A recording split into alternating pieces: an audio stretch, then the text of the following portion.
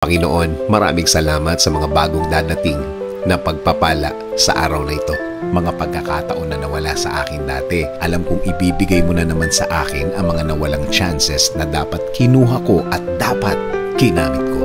Alam ko, Lord, na Ikaw ang God of second chances. Ikaw ang Diyos na laging nagbibigay ng pangalawang pagkakataon dahil nakikita mo ang aming mga puso.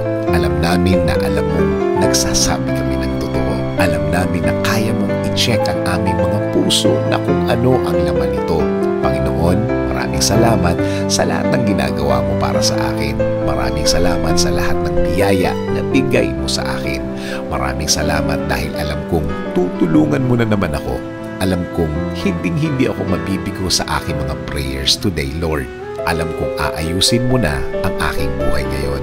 Alam kong darating na ang mga solusyon sa aking mga problema ngayon. At alam kong kapag sa'yo nanggaling ang solusyon, hindi na ito manganganak pa o madaragdagan pa ng mga problema ulit. In Jesus' name I pray.